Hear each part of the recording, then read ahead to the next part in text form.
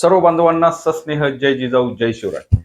बांधवांनो, मी प्रशांत पवार, निरपेक्ष या युट्यूब चॅनल व प्रशांत पवार या फेसबुक पेजवर आपले सर्वांचं मनपूर्वक स्वागत आहे.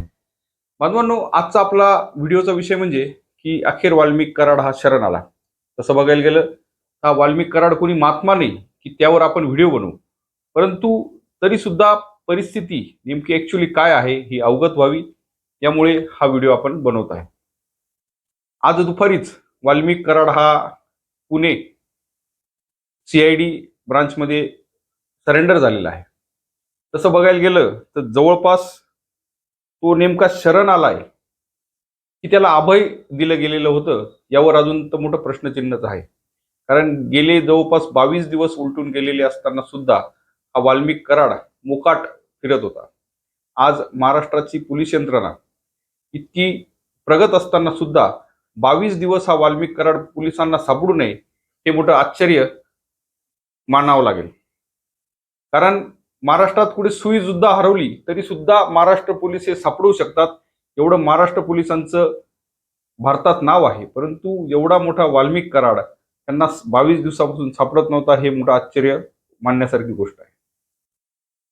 आज जर आपण महाराष्ट्र वर्सेस युपीचा जर विचार केला, आज युपीमध्ये योगी आदित्यनाथ हे उपमुख्यमंत्री आहेत. त्यांच्या काळात आपण मागे अनेकदा बघितलं होतं की जे बाहुबली गुंड आहेत, जे बाहुबली डॉन आहेत, त्यांना युपी सरकारने कशा पद्धतीने अटक करून त्यांना एन्काउंटर केलं होतं. परंतु त्याउलट आज जर महाराष्ट्राची आज आपण परिस्थिती बघितली तर आज गुन्हेगारांना आज अभय दिले जात आहे, त्यांचं थाटामाटात स्वागत होत आहे.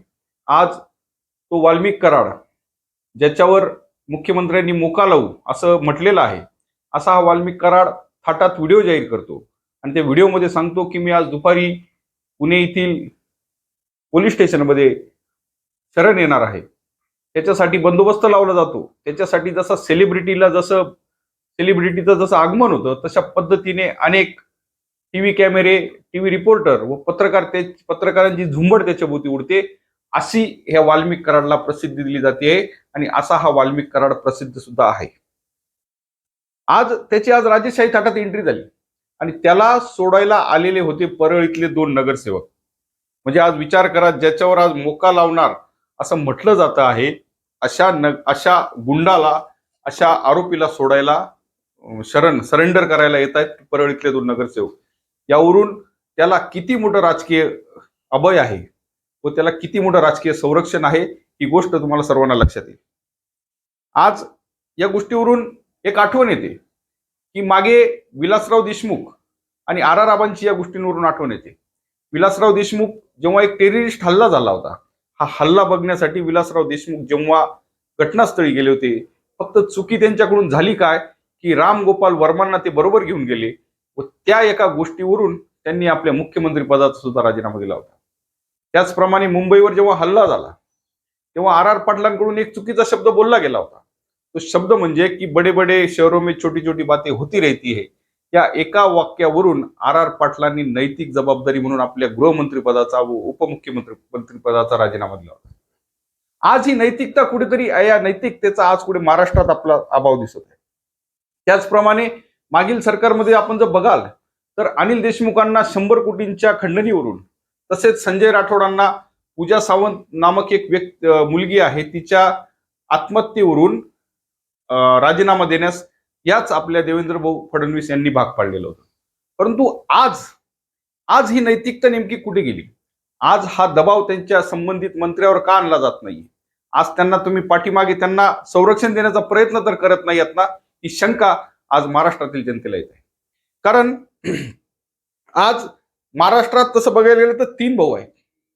एक एकनाथ भाई आहेत, त्याचप्रमाणे दुसरे अजितदादा आहेत आणि तिसरे देवाभाऊ आहेत. असे 3 भाऊ महाराष्ट्रात असताना सुद्धा आज महाराष्ट्रातल्या लाडक्या बहिणीचं कुंकू आज ते 3 भाऊ वाचवू शकले नाही.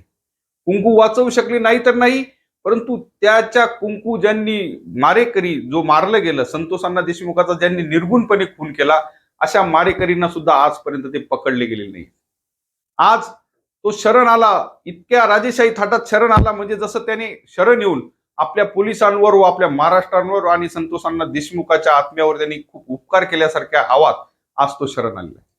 आज बघायला गेलं तर तुम्ही बघा, आमदार असतात, आमदारांना जवळपास एक अंगरक्षक असतो पोलीस, परंतु या वाल्मिक कराडला 2-2 पोलीस कर्मचारी याचे अंगरक्षक आहेत. यावरून त्याचा राजकीय वलय, त्याचा राजकीय त्याला अभय व त्याला राजकीय सहकार्याचा आज आपण तुम्ही इथे विचार करू शकतात की हा किती मोठ्या प्रमाणावर याला राजकीय अभय दिलं गेलं होतं, याला किती मोठ्या प्रमाणावर राजकीय संरक्षण होतं व किती मोठ्या प्रमाणावर याचं परळी तालुक्यात व बीड जिल्ह्यात याची किती दादागिरी होती हे तुम्हाला लक्षात येईल.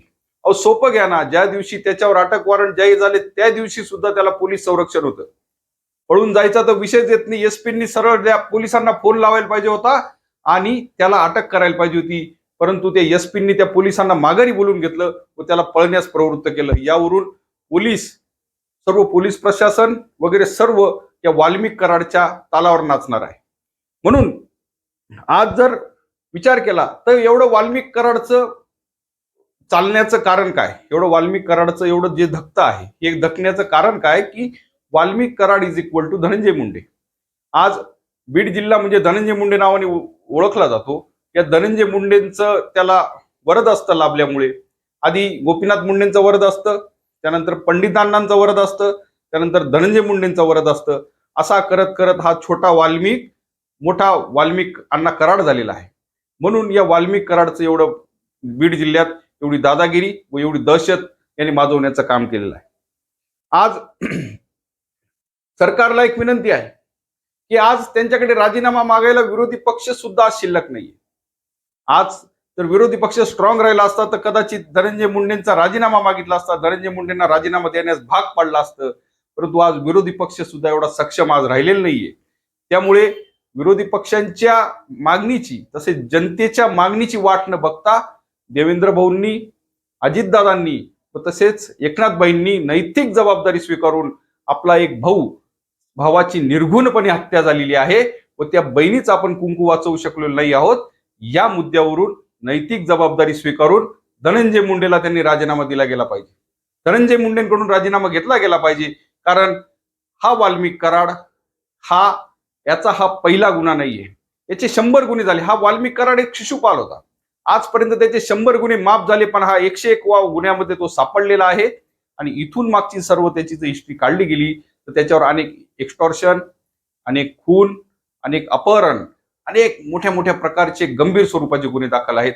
अशा गुन्हेगारांना आज महाराष्ट्रामध्ये आज पोलीस संरक्षण दिलं जातं. आज त्यांना संरक्षण केलं जातं आणि अशा गुन्हेगारांना पाठीशी घातलं जातं. म्हणून हा महाराष्ट्र कुठेतरी बिहार होतोय की काय, युपी होतोय की काय, असं आज आपल्याला वाटायला लागले आहे. म्हणून या शिशुपालाला, हा शिशुपाल तर आता पोलिसांच्या तावडीत सापडलेला आहे किंवा तो शरण आलेला आहे. याला तर काय शिक्षा होणार ती होणारच, परंतु या शिशुपालाच्या मागे नेमका कोणाचा वरदहस्त आहे हा शोधून काढला गेला पाहिजे. आणि त्या वरदहस्तांना सुद्धा योग्य ती शिक्षा म्हणा किंवा त्यांना सुद्धा सहआरोपी बनवलं गेलं पाहिजे. कारण आज जर त्यांना सहआरोपी बनवलं नाही तर येणाऱ्या काळात जरी हा वाल्मिक कराडला अटक झाली, याला फाशी झाली, याला अनेक गोष्टी होतील, परंतु येणाऱ्या काळात नवीन वाल्मिक कराड तयार होऊ शकतो आणि अनेक जिल्ह्यांमध्ये, अनेक तालुक्यांमध्ये असे वाल्मिक कराड होऊ शकतात. म्हणून हा वाल्मिक कराड तर एक प्यादा आहे, परंतु याच्या आकाला सुद्धा योग्य ती शिक्षा झाली पाहिजे आणि योग्य ह्या घटनेचा योग्य तो तपास केला गेला पाहिजे, अशी सर्व महाराष्ट्रातील जनतेची सरकारकडून व महाराष्ट्र पोलिसांकडून अपेक्षा आहे. एवढे बोलून इथेच थांबतो. जय हिंद, जय महाराष्ट्र, जय जिजाऊ, जय शिवराय.